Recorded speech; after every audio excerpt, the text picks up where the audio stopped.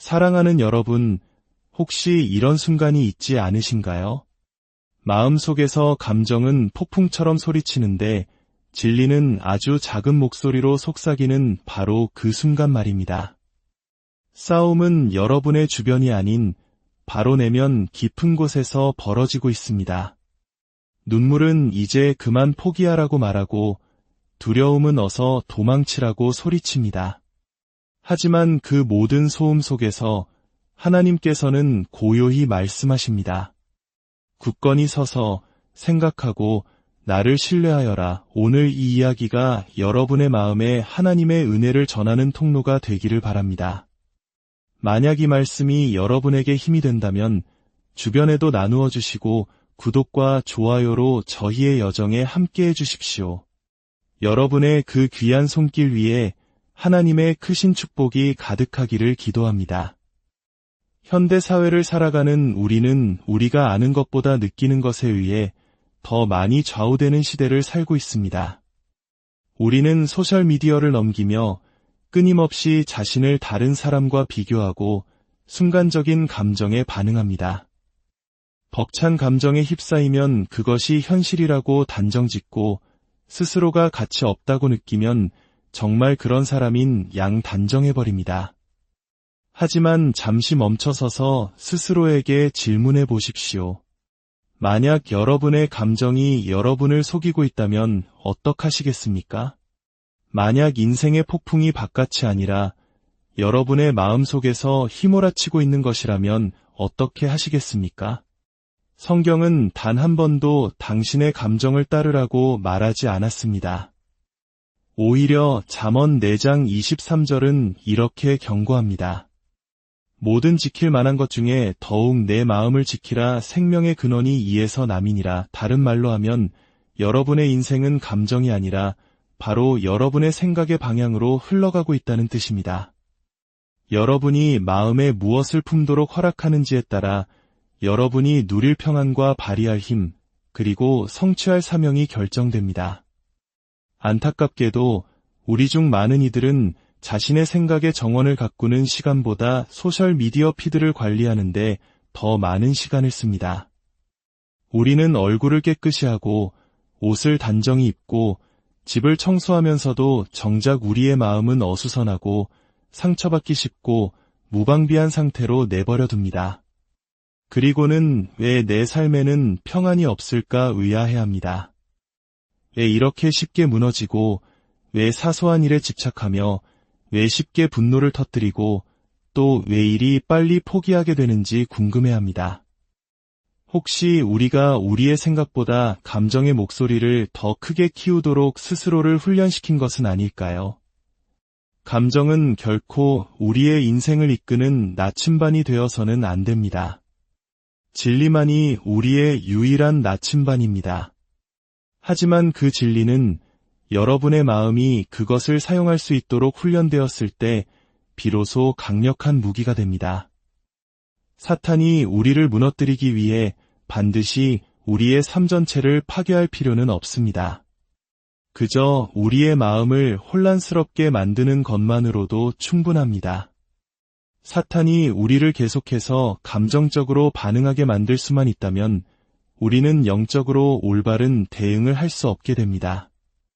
하지만 여기 좋은 소식이 있습니다. 여러분은 마음을 훈련시킬 수 있습니다. 하나님께서 원하시는 방식으로 생각할 수 있습니다. 감정의 기복보다 더 강한 정신적 규율을 세울 수 있습니다. 세상이 무너져 내리는 것 같은 순간에도 평안을 유지할 수 있는 영적인 근육을 키울 수 있습니다.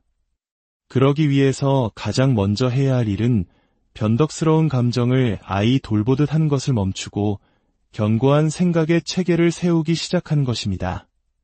마치 군인이 성문을 지키듯 매일 부지런히 그리고 단호하게 여러분의 내면 세계를 지키기로 결단해야 합니다. 물론 여러분의 감정이 중요하지 않다는 말이 아닙니다. 감정은 하나님께서 우리에게 주신 소중한 선물입니다.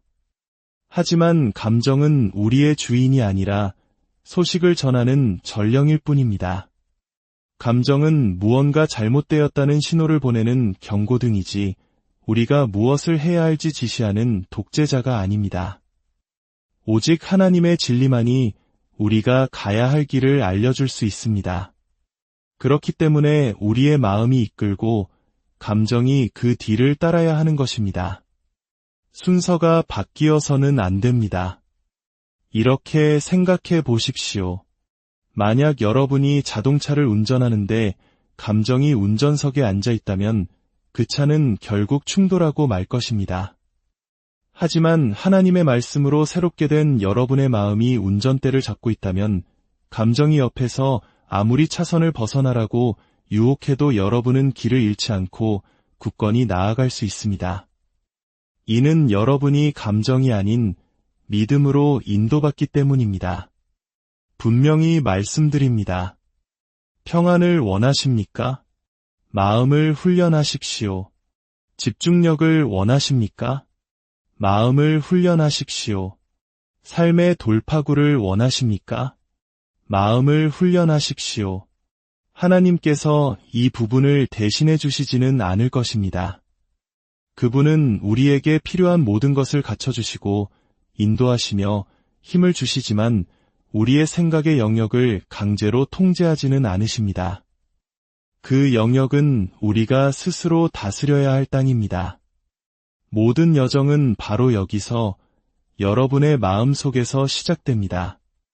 어떻게 생각하고 무엇을 마음에 채우며 어려움을 어떤 관점으로 바라보고 믿음을 통해 감정을 어떻게 걸러내는지에 모든 것이 달려 있습니다.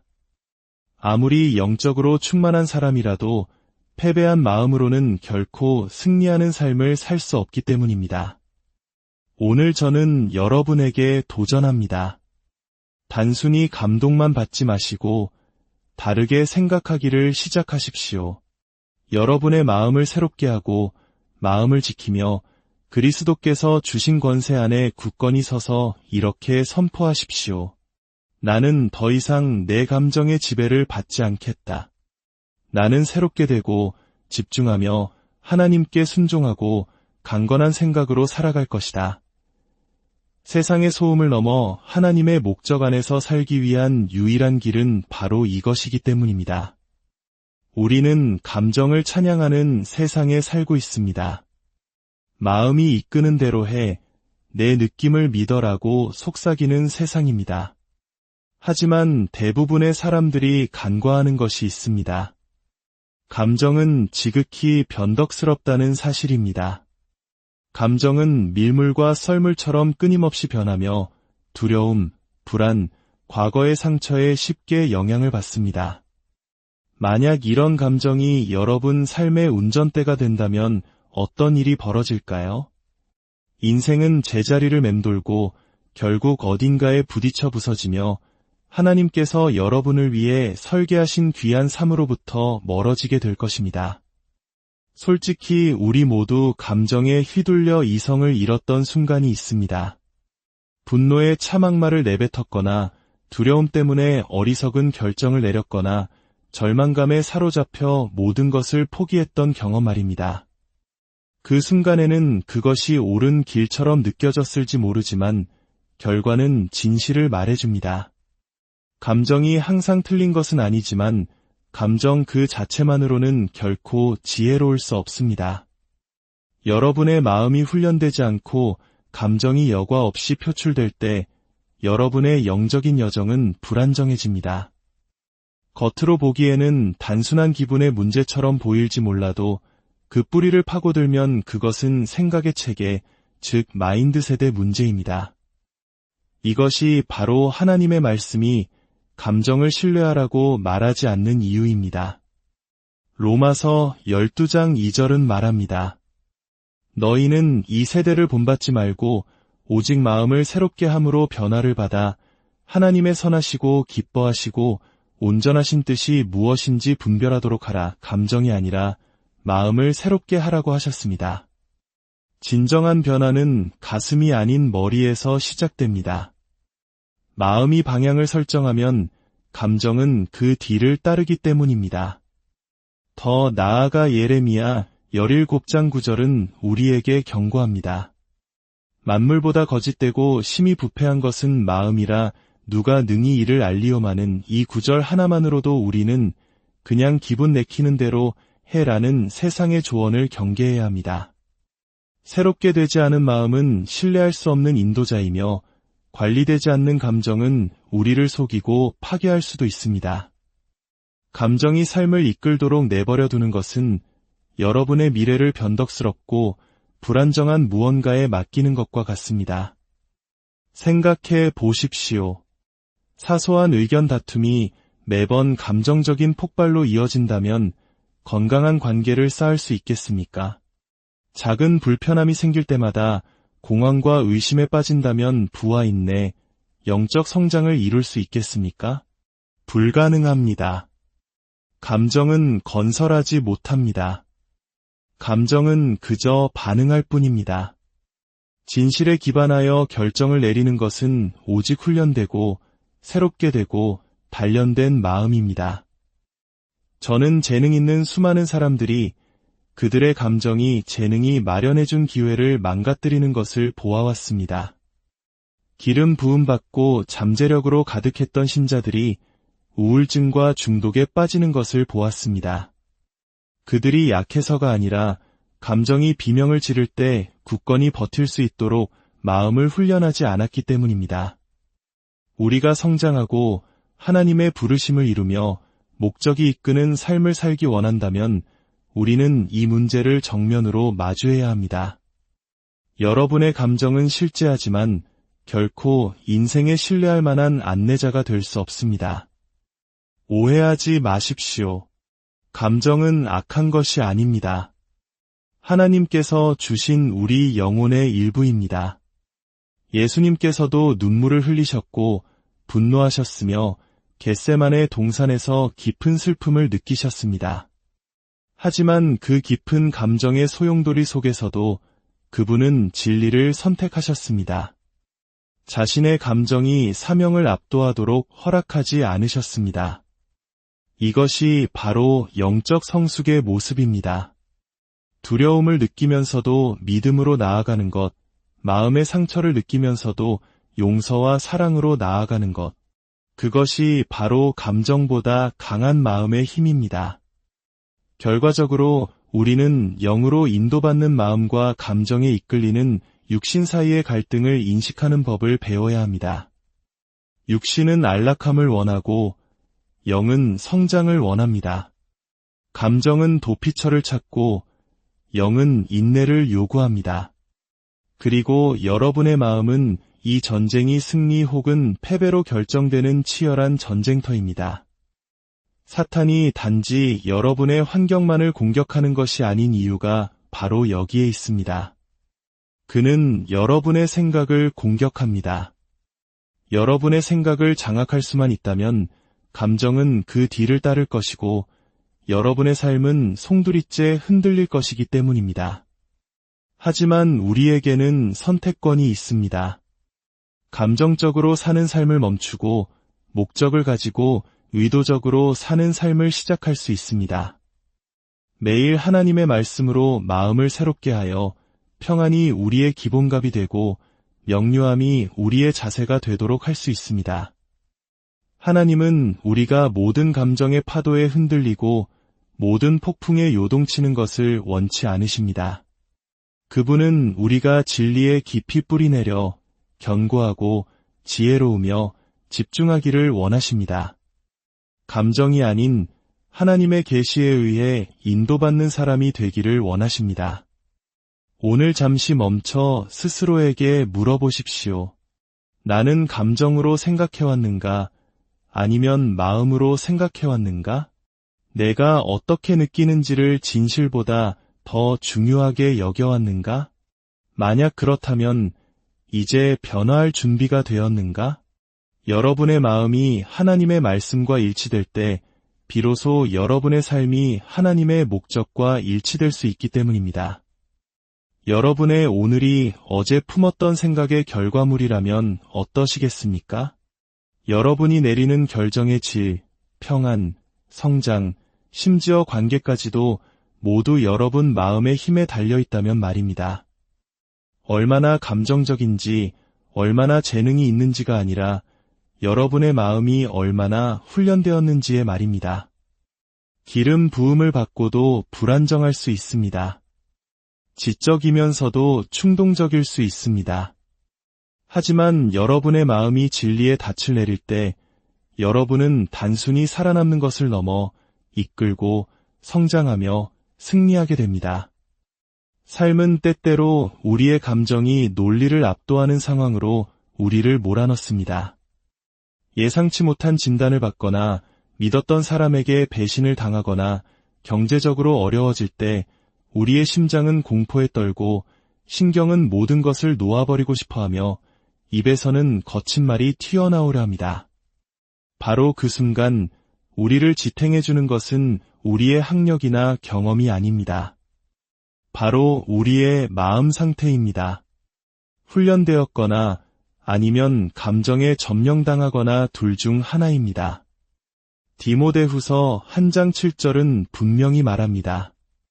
하나님이 우리에게 주신 것은 두려워하는 마음이 아니요 오직 능력과 사랑과 절제하는 마음이니 흩어진 마음도 반응적인 마음도 아닌 절제하는 마음, 즉 훈련되고 명료하며 안정된 마음입니다. 이것이 하나님께서 여러분을 위해 설계하신 모습입니다. 마음을 훈련하는 것이 왜 그토록 중요할까요? 인생은 다음 도전이 닥치기 전에 숨을 고를 시간을 항상 주지는 않기 때문입니다. 마음이 준비되어 있지 않다면 감정은 통제 불능 상태로 날뛸 것입니다. 그리고 불안정한 상태에서 반응할 때마다 우리는 하나님의 목적에서 멀어지게 됩니다. 하지만 하나님의 진리로 마음이 훈련된 사람은 걱정이 아닌 지혜로, 두려움이 아닌 믿음으로 반응합니다. 광야에 계셨던 예수님을 보십시오. 굶주리고 지치고 육체적으로 가장 취약한 상태였습니다. 사탄은 그분의 육체뿐만 아니라 마음을 겨냥했습니다. 내가 만일 하나님의 아들이어든 이라는 말은 단순한 제안이 아닌 정신을 향한 공격이었습니다. 하지만 예수님의 마음은 진리로 훈련되어 있었습니다. 그래서 그분의 반응은 즉각적이었습니다. 기록되었으되 이것이 강한 마음이 승리하는 방식입니다. 감정이 반응하기보다 더 빨리 하나님의 말씀을 기억해내는 것입니다. 형제들에게 배신당하고 억울한 누명을 쓰고 감옥에 갇혔던 요셉을 생각해 보십시오. 그의 모든 감정은 증오하고 복수하고 포기하라고 소리쳤을 것입니다. 하지만 요셉의 마음은 고통스러운 시간 속에서도 하나님의 손길을 보도록 훈련되어 있었습니다. 그는 고통 때문에 하나님의 목적이 취소되는 것이 아니라 오히려 고통을 통해 다듬어진다는 것을 이해했습니다. 이것이 바로 새롭게 된 마음의 힘입니다.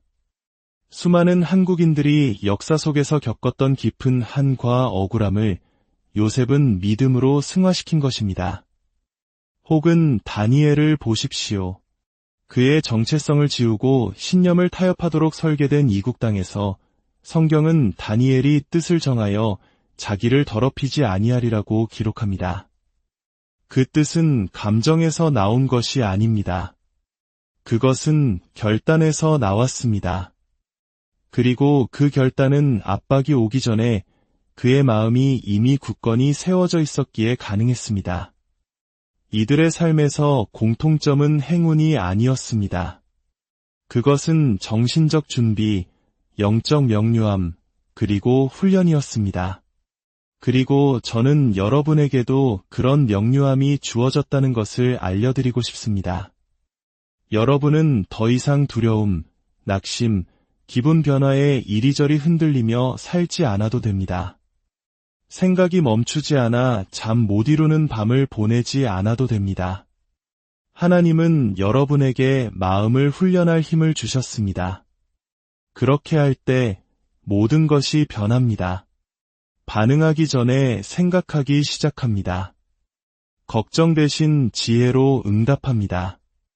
혼돈 속에서도 평안을 유지합니다. 더 이상 다른 사람의 평가가 여러분의 가치를 좌우하도록 내버려 두지 않습니다. 감정의 노예가 되는 것을 멈추고 생각의 청지기가 됩니다. 이것은 단순한 자기계발이 아니라 영적 전쟁입니다. 사탄은 훈련된 마음이 얼마나 위험한지 잘 알고 있습니다. 여러분의 마음이 새로워질 때 그는 접근할 통로를 잃습니다. 진리가 뿌리 내린 곳에 거짓을 심을 수 없고 신념이 확고할 때 감정을 조종할 수 없습니다. 그렇기 때문에 그는 우리를 산만하고 불안하게 만들며 정신적으로 게으르게 만들기 위해 끊임없이 일합니다. 하지만 하나님은 여러분을 더 위대한 것으로 부르고 계십니다. 온전한 마음, 꾸준한 마음, 변화된 마음으로 말입니다. 여러분은 어떤 종류의 마음을 쌓고 있습니까?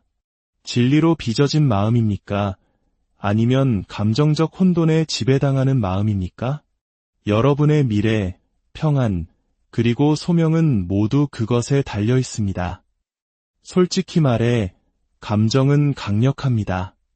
감정은 우리에게 담대한 발걸음을 내딛게 할 수도 아무것도 못하게 마비시킬 수도 있습니다. 하지만 감정이 인생의 운전석에 앉을 때 우리는 충돌을 향해 달려가게 됩니다. 감정이 약해서가 아니라 우리를 이끌도록 만들어지지 않았기 때문입니다. 감정은 우리를 섬기기 위해 존재합니다. 감정에 지배당하는 사람들에게 무슨 일이 일어나는지 우리는 주변에서 쉽게 볼 수 있습니다.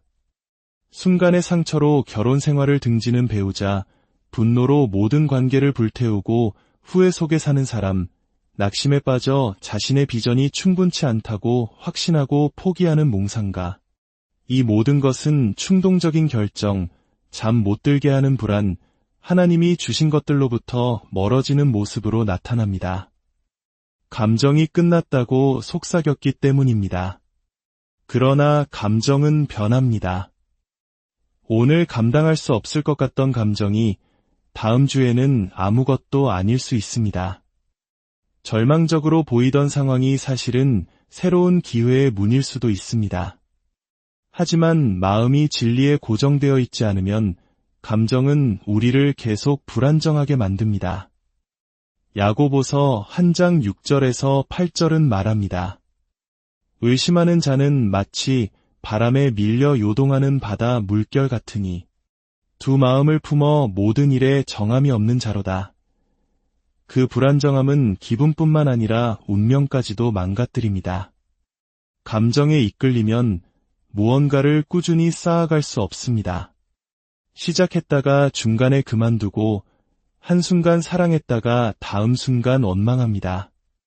주일에는 하나님을 신뢰하지만 화요일이 되면 공황에 빠집니다. 이 모든 것은 성격의 문제가 아니라 마음의 문제입니다. 감정이 주인이 되고 마음은 그저 따라가기 급급한 상태가 된 것입니다. 더 비극적인 것은 많은 우리가 감정적인 흥분을 영적인 힘과 혼동한다는 것입니다. 예배 중에 눈물을 흘리지만 삶의 도전 앞에서는 무너집니다. 수련회에서 힘을 얻지만 문자 메시지 하나에 며칠 동안 마음이 흔들립니다. 왜일까요? 여러분의 영은 원하지만 마음이 약하면 감정이 여러분의 사명을 방해하기 때문입니다. 하나님은 단지 우리의 감정을 자극하기를 원하시는 것이 아니라 우리의 마음을 강하게 하기를 원하십니다. 감정적인 삶은 대가가 비쌉니다. 시간, 평안, 관계, 그리고 수년간의 발전을 앗아갈 것입니다. 최종 결정을 감정에 맡길 때마다 우리는 대가를 치릅니다. 그렇다면 해결책은 무엇일까요? 마음이 삶을 이끌도록 다시 훈련해야 합니다. 잠시 멈추고 이것은 하나님으로부터 온 것인가 아니면 내 기분 탓인가? 라고 물어야 합니다. 하나님의 말씀이 감정적 혼란을 멈추고 명확함을 가져오도록 해야 합니다. 마음이 진리에 의해 다스려질 때 감정은 그 힘을 잃습니다. 여전히 두려움을 느끼겠지만 그것에 굴복하지 않을 것입니다. 여전히 상처를 경험하겠지만 마음이 굳어지도록 내버려 두지 않을 것입니다. 감정을 느끼되 믿음을 선택할 것입니다. 그것이 성숙이고 안정이며 영적인 힘입니다. 인생은 항상 우리를 감정적으로 힘들게 할 이유를 제공할 것입니다. 사람들은 상처를 줄 것이고 상황은 실망스러울 것이며 사탄은 기회가 있을 때마다 우리 감정의 거짓말을 속삭일 것입니다. 그러나 마음이 훈련되면 우리는 그 거짓을 인식하고 더들 거부하며 지혜로 응답할 것입니다. 아니, 이 감정이 오늘 내 삶을 지배하게 두지 않겠다. 진리가 다스릴 것이다. 라고 말할 힘을 갖게 될 것입니다. 하나님이 여러분 안에서 키우고 싶어 하시는 힘은 바로 이런 것입니다. 감정적인 생존이 아니라 정신적인 통치력입니다. 여러분은 어떻게 느끼는지의 노예가 아니라 무엇을 생각하는지의 청지기입니다. 마음이 훈련될 때 폭풍이 몰아쳐도 여러분은 흔들리지 않고 산만해지지 않으며 진리 안에 온전히 서게 될 것입니다. 여러분, 마음은 단지 전쟁터가 아닙니다. 마음은 건축가입니다. 여러분이 마음에 머물도록 허락하는 모든 것은 결국 여러분의 삶에 나타나게 됩니다. 생각은 신념이 되고 신념은 행동이 되며 행동은 여러분의 유산이 됩니다. 인생을 바꾸고 싶다면 환경이 아니라 생각하는 방식부터 바꿔야 합니다. 어떤 분들은 마음이 약해서가 아니라 마음이 훈련되지 않아서 힘들어하고 있습니다. 게으르거나 영적이지 않아서 실패하는 것이 아니라 생각을 훈련하는 법을 배우지 못했기 때문입니다. 기도하려고 하지만 마음이 방황하고 예배하려고 하지만 불안이 덮칩니다. 믿으려고 하지만 과거의 상처가 진리보다 더 크게 소리칩니다. 이것은 약함이 아니라 전쟁입니다. 이제는 반격할 때입니다. 고린도후서 10장 5절은 모든 이론을 무너뜨리며 하나님 아는 것을 대적하여 높아진 것을 다 무너뜨리고 모든 생각을 사로잡아 그리스도에게 복종하게 하니 라고 말합니다. 생각을 사로잡으라. 그 생각을 즐기거나 동의하거나 머릿속에서 신번씩 되감기 하지 마십시오. 그 생각을 붙잡고 이렇게 말하십시오. 이것은 하나님의 말씀의 진리와 일치하지 않으니 내 삶에 아무런 권위가 없다. 이것이 바로 영적인 훈련입니다. 그렇다면 구체적으로 어떻게 생각을 훈련할 수 있을까요? 첫째, 말씀으로 생각하십시오. 진리로 채워져 있지 않으면 올바르게 생각할 수 없습니다. 거짓을 이기는 길은 기분을 좋게 만드는 것이 아니라 하나님의 말씀을 마음에 채우는 것입니다. 긍정적인 기운이 아니라 영원한 진리 위에 서는 것입니다. 예수님은 감정이 아닌 기록되었으되 라는 말씀으로 마귀를 물리치셨습니다. 둘째, 여러분의 생각을 사로잡으십시오. 모든 생각이 마음대로 뛰어놀게 두지 마십시오. 멈추고 분석하십시오. 이것은 하나님으로부터 온 것인가 아니면 두려움, 불안, 과거의 상처 혹은 원수로부터 온 것인가? 여러분은 생각에 무력하지 않습니다. 생각에 대한 책임이 있습니다. 셋째, 성령님을 여러분의 마음속으로 초대하십시오. 이것은 많은 신자들이 놓치는 부분입니다. 우리는 자신의 힘으로 마음을 다스리려 하지만 마음은 하나님의 도움 없이는 고칠 수 없을 만큼 복잡합니다. 고통, 트라우마, 두려움, 유혹을 헤쳐나가기 위해서는 신성한 지혜가 필요합니다. 성령님께서 확신과 명료함, 그리고 평온을 가져다 주셔야 합니다. 마음이 통제불능으로 치닫기 전에 잠시 멈추고 이렇게 기도하십시오. 성령님, 이 순간 저를 도와주세요. 제가 올바로 생각하고 진리를 볼 수 있도록 도와주세요. 마지막으로 진리와 일치하는 것을 말하십시오. 여러분의 마른 생각을 강화합니다. 두려움을 말할 때마다 두려움은 더 강해집니다. 의심을 말할 때마다 불신의 뿌리는 더 깊어집니다. 하지만 진리를 말할 때 비록 그렇게 느껴지지 않더라도 여러분은 마음을 재구성하기 시작합니다. 빌립보서 4장 8절은 무엇에든지 참되며 무엇에든지 경건하며 무엇에든지 오르며 이것들을 생각하라 고 말합니다. 하나님은 여러분의 상처나 걱정이 아닌 그분의 말씀을 생각하라고 하십니다. 물론 쉽지 않은 일입니다. 하지만 기억하십시오. 생각이 시끄럽다고 해서 그것이 진실은 아니며 두려움이 현실처럼 느껴진다고 해서 그것이 하나님으로부터 온 것은 아닙니다. 감정이 타당하다고 해서 그것이 여러분을 이끌도록 허락해서는 안 됩니다. 여러분에게는 선택할 힘이 있습니다. 하나님의 생각을 생각하고 거짓을 사로잡으며 성령님을 초대하고 그분의 진리와 일치하는 말을 할 때 놀라운 변화가 일어납니다. 더 이상 감정의 파도의 노예가 되지 않고 삶이 어려워질 때 후퇴하지 않으며 일시적인 감정 속에서 영구적인 결정을 내리지 않게 됩니다. 여러분은 안정되고 집중하며 원수에게는 위험한 존재가 될 것입니다. 왜냐하면 여러분의 마음이 훈련되었기 때문입니다. 그리고 훈련된 마음은 하나님의 손에 들린 강력한 무기입니다. 강한 마음을 원한다면 바라기만 해서는 안 됩니다. 훈련해야 합니다. 매일 조용한 마음의 골방에서 아무도 보지 않지만 하늘은 주목하고 있는 그 시간에 진정한 변화가 시작됩니다. 시편 42편 5절에서 다윗 왕은 스스로에게 말합니다.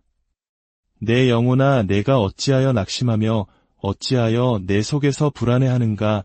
너는 하나님께 소망을 두라. 하나님의 마음에 합한 사람이었던 다윗조차도 감정이 통제불능인 순간이 있었습니다. 하지만 그는 그 감정이 날뛰도록 내버려 두지 않고 자신에게 말을 걸었습니다. 진리로 자신의 생각을 바로잡았습니다. 그는 단지 느끼기만 한 것이 아니라 싸웠습니다. 여러분도 그렇게 해야 합니다. 매일의 영적 훈련, 즉 기도, 말씀 묵상, 금식, 침묵의 시간을 통해 마음의 갑옷을 입으십시오. 이것들은 하나님을 감동시키기 위한 종교적 행위 목록이 아니라 그분과 연합하기 위한 훈련입니다. 여러분이 훈련에 임할 때마다 여러분은 마음에 이렇게 말하는 것과 같습니다. 너는 더 이상 두려움에 속하지 않았어. 너는 진리에 속해. 이러한 정신훈련에 헌신할 때 여러분이 생각하고 느끼고 반응하는 방식이 재구성되기 시작합니다. 이제 여러분의 첫 번째 본능은 공황이 아니라 기도입니다. 소용돌이치지 않고 말씀을 선포합니다. 무너지지 않고 숨을 고르며 진리를 기억합니다. 세상은 이것을 자기 극복이라 부를지 모르지만 우리는 더 잘합니다. 이것은 성령의 능력으로 생각하는 것이며 하늘과 일치된 마음입니다. 이제 여러분이 들은 모든 것이 영감을 넘어 결정이 되는 순간입니다. 새롭게 된 마음은 일회성 이벤트가 아니라 감정 위에서 그리고 하나님의 권위 아래에서 살겠다는 매일의 헌신입니다. 여러분은 감정의 기복에 좌우되는 삶을 살도록 창조되지 않았습니다. 여러분은 굳건히 서고 닻을 내리며 능력 안에서 행하고 감정적으로 자유로우며 정신적으로 진리에 뿌리 내리도록 만들어졌습니다. 이사야 26장 3절은 약속합니다. 주께서 심지가 견고한 자를 평강하고 평강하도록 지키시리니 이는 그가 주를 신뢰함이니이다. 완벽한 평화는 환상이 아니라 여러분의 유산입니다. 하지만 조건이 있습니다. 심지가 견고한 자, 즉 마음이 주님께 고정된 자입니다. 여러분의 평화는 여러분의 은행 계좌나 관계 상태, 감정에 기반한 것이 아니라 여러분의 초점에 기반합니다. 여러분의 초점이 하나님께 고정될 때 여러분의 평화는 흔들리지 않게 됩니다.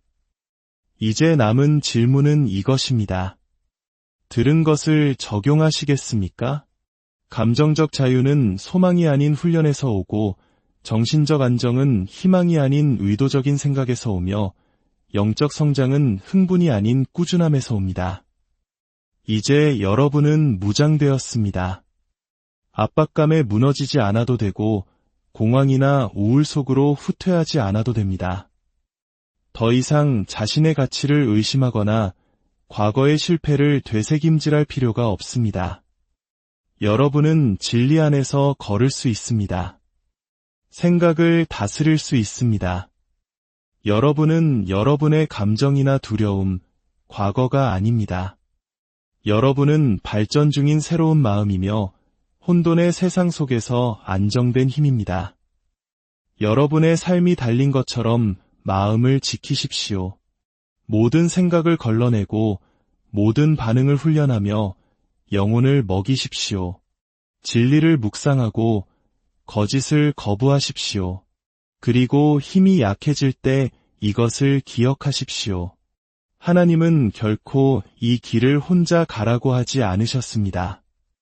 여러분을 인도할 말씀이 있고 도울 성령님이 계시며 언제나 구할 수 있는 신성한 지혜가 있습니다. 여러분에게는 그리스도의 마음이 있습니다.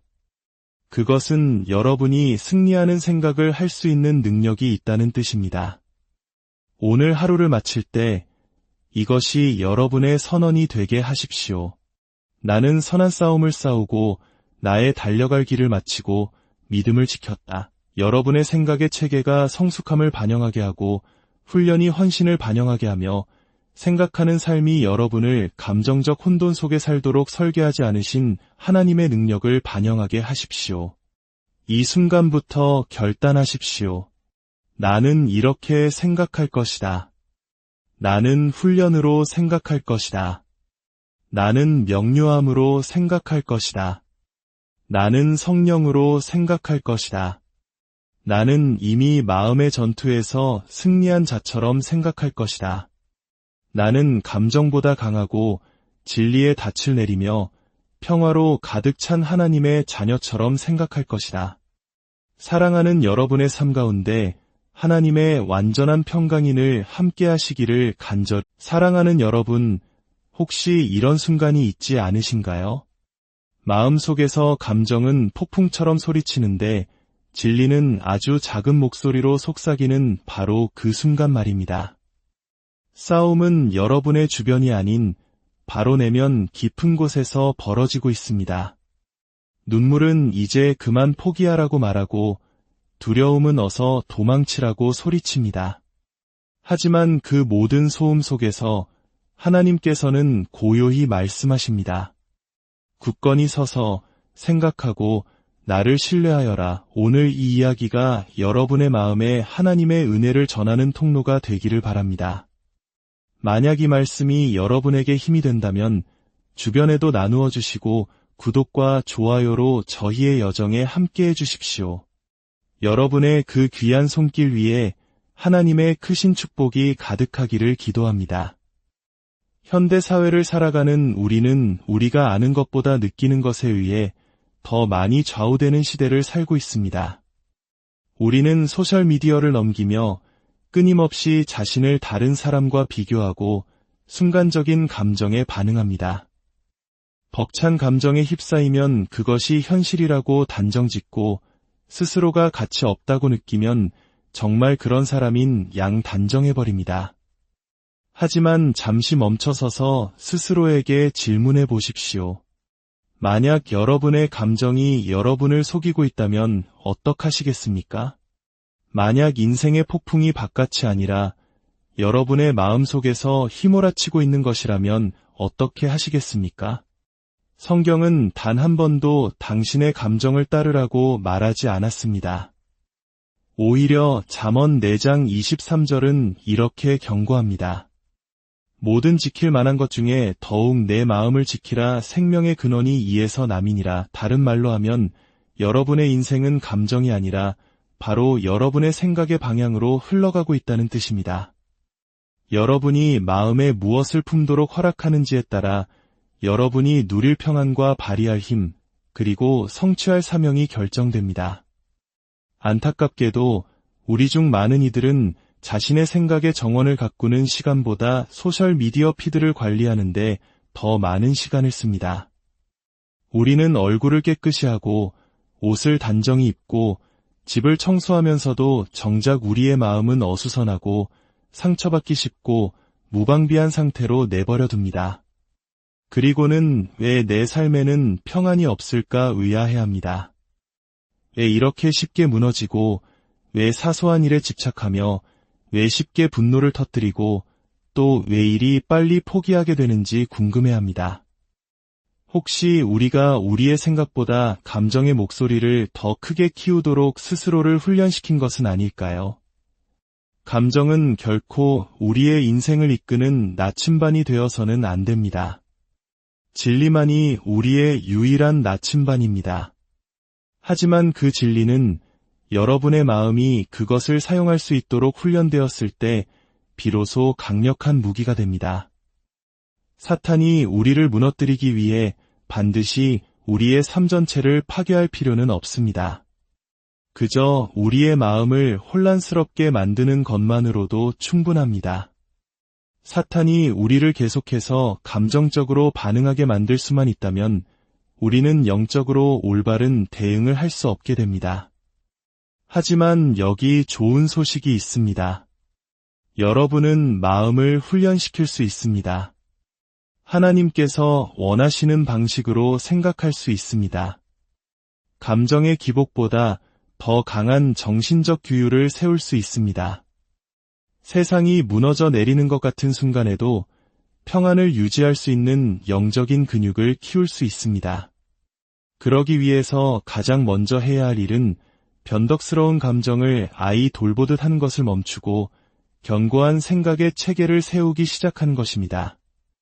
마치 군인이 성문을 지키듯 매일 부지런히 그리고 단호하게 여러분의 내면 세계를 지키기로 결단해야 합니다.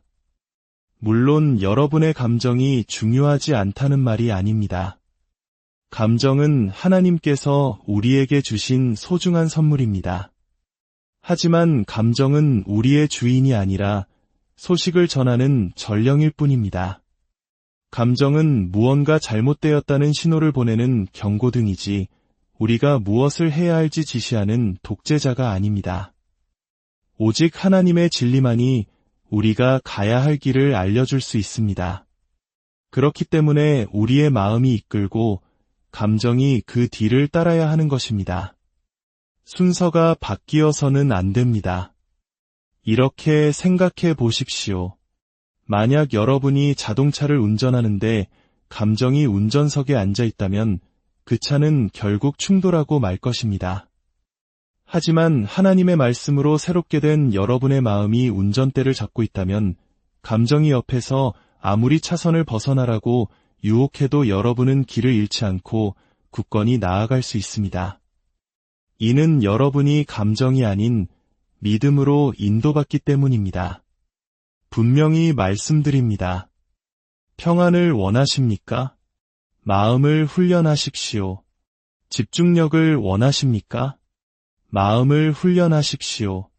삶의 돌파구를 원하십니까? 마음을 훈련하십시오. 하나님께서 이 부분을 대신해 주시지는 않을 것입니다. 그분은 우리에게 필요한 모든 것을 갖춰주시고 인도하시며 힘을 주시지만 우리의 생각의 영역을 강제로 통제하지는 않으십니다. 그 영역은 우리가 스스로 다스려야 할 땅입니다. 모든 여정은 바로 여기서 여러분의 마음 속에서 시작됩니다. 어떻게 생각하고 무엇을 마음에 채우며 어려움을 어떤 관점으로 바라보고 믿음을 통해 감정을 어떻게 걸러내는지에 모든 것이 달려 있습니다. 아무리 영적으로 충만한 사람이라도 패배한 마음으로는 결코 승리하는 삶을 살 수 없기 때문입니다. 오늘 저는 여러분에게 도전합니다. 단순히 감동만 받지 마시고 다르게 생각하기를 시작하십시오. 여러분의 마음을 새롭게 하고 마음을 지키며 그리스도께서 주신 권세 안에 굳건히 서서 이렇게 선포하십시오. 나는 더 이상 내 감정의 지배를 받지 않겠다.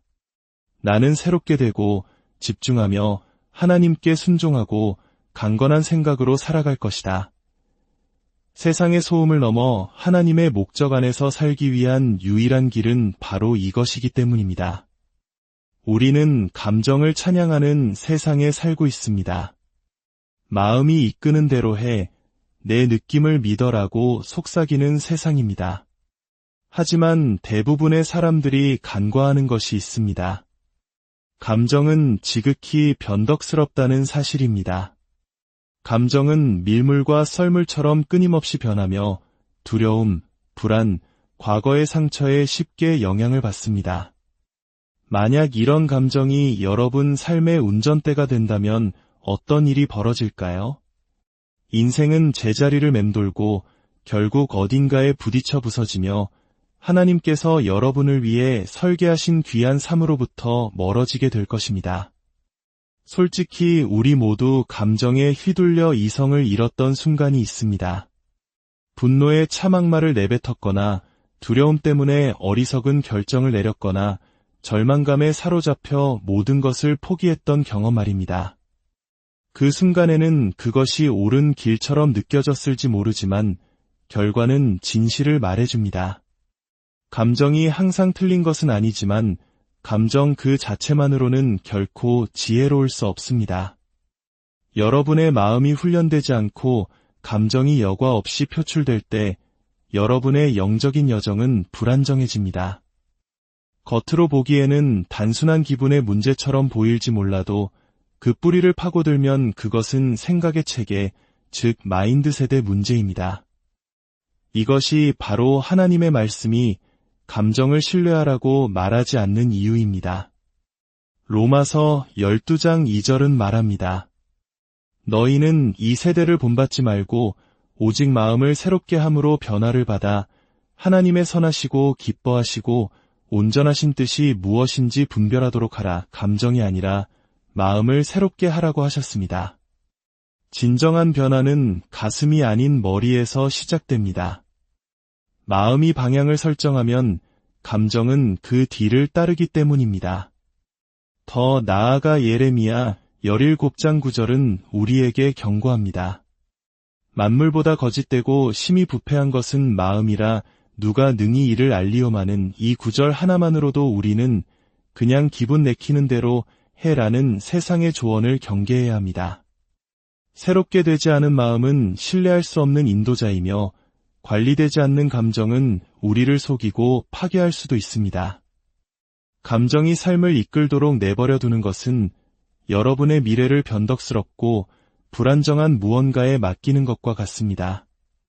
생각해 보십시오. 사소한 의견 다툼이 매번 감정적인 폭발로 이어진다면 건강한 관계를 쌓을 수 있겠습니까? 작은 불편함이 생길 때마다 공황과 의심에 빠진다면 부와 인내, 영적 성장을 이룰 수 있겠습니까? 불가능합니다. 감정은 건설하지 못합니다. 감정은 그저 반응할 뿐입니다. 진실에 기반하여 결정을 내리는 것은 오직 훈련되고 새롭게 되고 단련된 마음입니다. 저는 재능 있는 수많은 사람들이 그들의 감정이 재능이 마련해준 기회를 망가뜨리는 것을 보아왔습니다. 기름 부음받고 잠재력으로 가득했던 신자들이 우울증과 중독에 빠지는 것을 보았습니다. 그들이 약해서가 아니라 감정이 비명을 지를 때 굳건히 버틸 수 있도록 마음을 훈련하지 않았기 때문입니다. 우리가 성장하고 하나님의 부르심을 이루며 목적이 이끄는 삶을 살기 원한다면 우리는 이 문제를 정면으로 마주해야 합니다. 여러분의 감정은 실제하지만 결코 인생에 신뢰할 만한 안내자가 될 수 없습니다. 오해하지 마십시오. 감정은 악한 것이 아닙니다. 하나님께서 주신 우리 영혼의 일부입니다. 예수님께서도 눈물을 흘리셨고 분노하셨으며 겟세마네 동산에서 깊은 슬픔을 느끼셨습니다. 하지만 그 깊은 감정의 소용돌이 속에서도 그분은 진리를 선택하셨습니다. 자신의 감정이 사명을 압도하도록 허락하지 않으셨습니다. 이것이 바로 영적 성숙의 모습입니다. 두려움을 느끼면서도 믿음으로 나아가는 것, 마음의 상처를 느끼면서도 용서와 사랑으로 나아가는 것, 그것이 바로 감정보다 강한 마음의 힘입니다. 결과적으로 우리는 영으로 인도받는 마음과 감정에 이끌리는 육신 사이의 갈등을 인식하는 법을 배워야 합니다. 육신은 안락함을 원하고 영은 성장을 원합니다. 감정은 도피처를 찾고 영은 인내를 요구합니다. 그리고 여러분의 마음은 이 전쟁이 승리 혹은 패배로 결정되는 치열한 전쟁터입니다. 사탄이 단지 여러분의 환경만을 공격하는 것이 아닌 이유가 바로 여기에 있습니다. 그는 여러분의 생각을 공격합니다. 여러분의 생각을 장악할 수만 있다면 감정은 그 뒤를 따를 것이고 여러분의 삶은 송두리째 흔들릴 것이기 때문입니다. 하지만 우리에게는 선택권이 있습니다. 감정적으로 사는 삶을 멈추고 목적을 가지고 의도적으로 사는 삶을 시작할 수 있습니다. 매일 하나님의 말씀으로 마음을 새롭게 하여 평안이 우리의 기본값이 되고 명료함이 우리의 자세가 되도록 할 수 있습니다. 하나님은 우리가 모든 감정의 파도에 흔들리고 모든 폭풍에 요동치는 것을 원치 않으십니다. 그분은 우리가 진리에 깊이 뿌리내려 견고하고 지혜로우며 집중하기를 원하십니다. 감정이 아닌 하나님의 계시에 의해 인도받는 사람이 되기를 원하십니다. 오늘 잠시 멈춰 스스로에게 물어보십시오. 나는 감정으로 생각해왔는가? 아니면 마음으로 생각해왔는가? 내가 어떻게 느끼는지를 진실보다 더 중요하게 여겨왔는가? 만약 그렇다면 이제 변화할 준비가 되었는가? 여러분의 마음이 하나님의 말씀과 일치될 때 비로소 여러분의 삶이 하나님의 목적과 일치될 수 있기 때문입니다. 여러분의 오늘이 어제 품었던 생각의 결과물이라면 어떠시겠습니까? 여러분이 내리는 결정의 질, 평안, 성장, 심지어 관계까지도 모두 여러분 마음의 힘에 달려있다면 말입니다. 얼마나 감정적인지, 얼마나 재능이 있는지가 아니라 여러분의 마음이 얼마나 훈련되었는지의 말입니다. 기름 부음을 받고도 불안정할 수 있습니다. 지적이면서도 충동적일 수 있습니다. 하지만 여러분의 마음이 진리에 닻을 내릴 때 여러분은 단순히 살아남는 것을 넘어 이끌고 성장하며 승리하게 됩니다. 삶은 때때로 우리의 감정이 논리를 압도하는 상황으로 우리를 몰아넣습니다. 예상치 못한 진단을 받거나 믿었던 사람에게 배신을 당하거나 경제적으로 어려워질 때 우리의 심장은 공포에 떨고 신경은 모든 것을 놓아버리고 싶어하며 입에서는 거친 말이 튀어나오려 합니다. 바로 그 순간 우리를 지탱해주는 것은 우리의 학력이나 경험이 아닙니다. 바로 우리의 마음 상태입니다. 훈련되었거나 아니면 감정에 점령당하거나 둘 중 하나입니다. 디모데후서 1장 7절은 분명히 말합니다. 하나님이 우리에게 주신 것은 두려워하는 마음이 아니요 오직 능력과 사랑과 절제하는 마음이니 흩어진 마음도 반응적인 마음도 아닌 절제하는 마음, 즉 훈련되고 명료하며 안정된 마음입니다. 이것이 하나님께서 여러분을 위해 설계하신 모습입니다. 마음을 훈련하는 것이 왜 그토록 중요할까요? 인생은 다음 도전이 닥치기 전에 숨을 고를 시간을 항상 주지는 않기 때문입니다. 마음이 준비되어 있지 않다면 감정은 통제 불능 상태로 날뛸 것입니다. 그리고 불안정한 상태에서 반응할 때마다 우리는 하나님의 목적에서 멀어지게 됩니다. 하지만 하나님의 진리로 마음이 훈련된 사람은 걱정이 아닌 지혜로, 두려움이 아닌 믿음으로 반응합니다.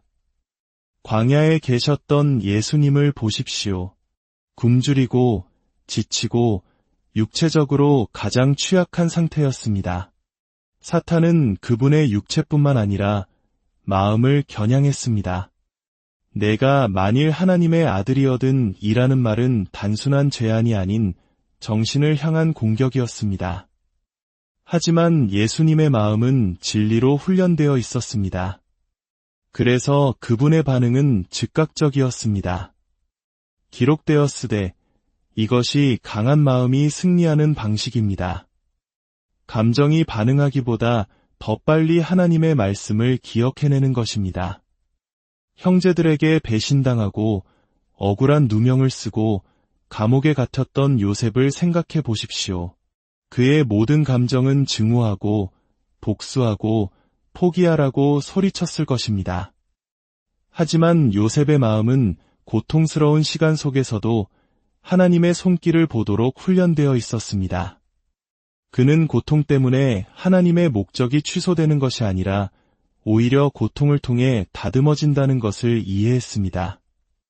이것이 바로 새롭게 된 마음의 힘입니다. 수많은 한국인들이 역사 속에서 겪었던 깊은 한과 억울함을 요셉은 믿음으로 승화시킨 것입니다. 혹은 다니엘을 보십시오.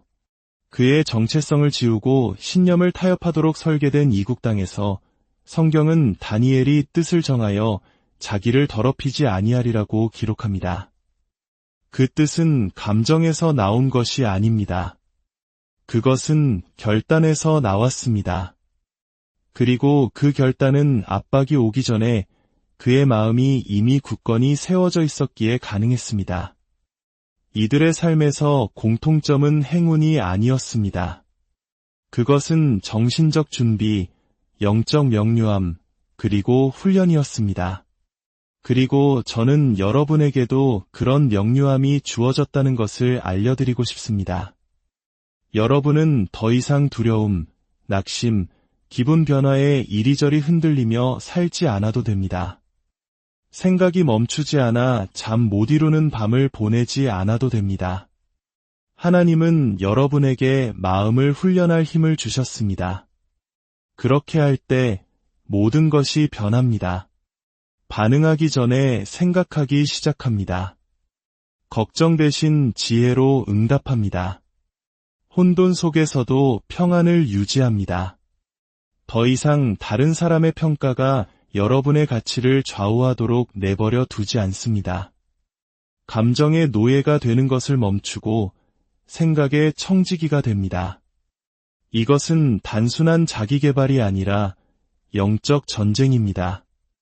사탄은 훈련된 마음이 얼마나 위험한지 잘 알고 있습니다. 여러분의 마음이 새로워질 때 그는 접근할 통로를 잃습니다. 진리가 뿌리 내린 곳에 거짓을 심을 수 없고 신념이 확고할 때 감정을 조종할 수 없습니다. 그렇기 때문에 그는 우리를 산만하고 불안하게 만들며 정신적으로 게으르게 만들기 위해 끊임없이 일합니다. 하지만 하나님은 여러분을 더 위대한 것으로 부르고 계십니다. 온전한 마음, 꾸준한 마음, 변화된 마음으로 말입니다. 여러분은 어떤 종류의 마음을 쌓고 있습니까? 진리로 빚어진 마음입니까? 아니면 감정적 혼돈에 지배당하는 마음입니까? 여러분의 미래, 평안, 그리고 소명은 모두 그것에 달려 있습니다. 솔직히 말해, 감정은 강력합니다. 감정은 우리에게 담대한 발걸음을 내딛게 할 수도 아무것도 못하게 마비시킬 수도 있습니다. 하지만 감정이 인생의 운전석에 앉을 때 우리는 충돌을 향해 달려가게 됩니다. 감정이 악해서가 아니라 우리를 이끌도록 만들어지지 않았기 때문입니다. 감정은 우리를 섬기기 위해 존재합니다. 감정에 지배당하는 사람들에게 무슨 일이 일어나는지 우리는 주변에서 쉽게 볼 수 있습니다. 순간의 상처로 결혼 생활을 등지는 배우자, 분노로 모든 관계를 불태우고 후회 속에 사는 사람, 낙심에 빠져 자신의 비전이 충분치 않다고 확신하고 포기하는 몽상가. 이 모든 것은 충동적인 결정,